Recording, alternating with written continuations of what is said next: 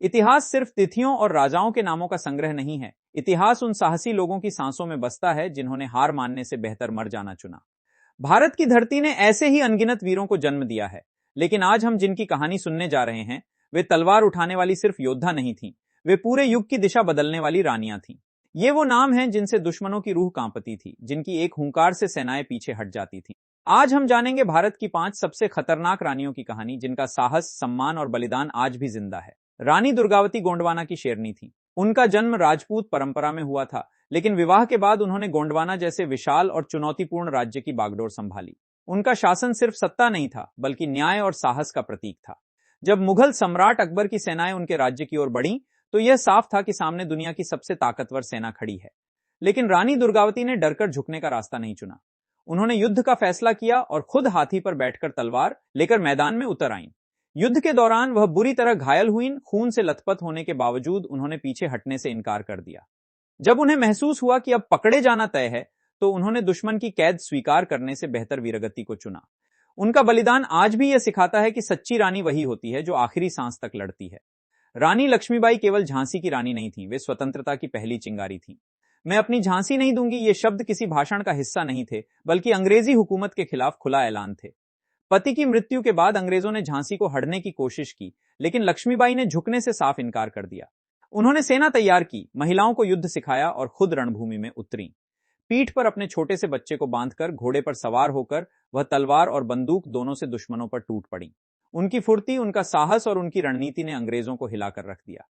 अंग्रेज सैनिक खुद मानते थे कि अगर भारत की हर औरत लक्ष्मीबाई जैसी होती तो ब्रिटिश साम्राज्य कभी टिक नहीं पाता।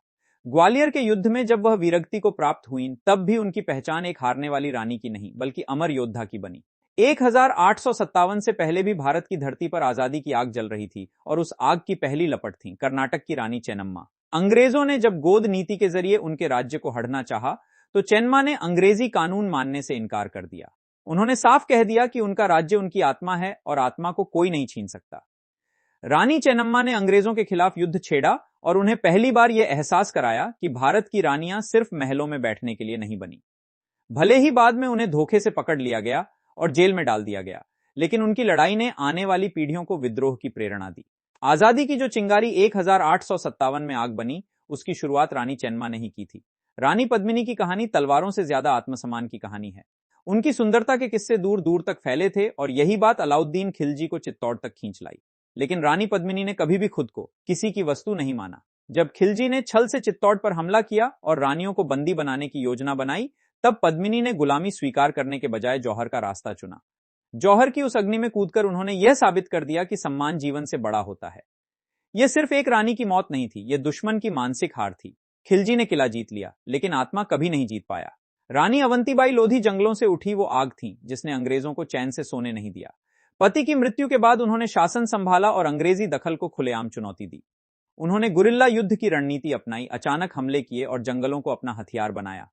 अंग्रेज सैनिक उनकी चालों से परेशान हो गए। कई बार अंग्रेजों को पीछे हटना पड़ा, लेकिन रानी अवंतीबाई ने कभी समझौता नहीं किया। जब उन्हें लगा कि अब पकड़ी जाना तय है, तो उन्होंने दुश्मन के हाथों अपमान सहने के बजाय खुद अपने प्राण त्याग दिए। उनका नाम आज भी विद्रोह, साहस और आत्मबलिदान का प्रतीक है। इन 5 रानियों की कहानियां हमें यह सिखाती हैं कि ताकत सिर्फ हथियारों में नहीं होती, ताकत होती है हौसले में, आत्मसम्मान में और सही समय पर सही फैसला लेने में। इन्होंने यह साबित कर दिया कि भारत की महिलाएं कमजोर नहीं, बल्कि संकट के समय सबसे ज्यादा खतरनाक होती हैं। इन रानियों का संघर्ष सिर्फ उनके समय तक सीमित नहीं था, उनका साहस आज भी हर उस इंसान को प्रेरित करता है जो अन्याय के खिलाफ खड़ा होना चाहता है। अगर आपको भारत का ऐसा वीर और सच्चा इतिहास पसंद है, अगर आपको ऐसी कहानियां सुनकर गर्व महसूस होता है, तो इस चैनल को अभी सब्सक्राइब करें, वीडियो को लाइक और शेयर करें, ताकि हर भारतीय तक हमारी वीरांगनाओं की ये अमर गाथाएं पहुंच सकें। और कमेंट में जरूर लिखिए, भारत की शेरनियां अमर रहें।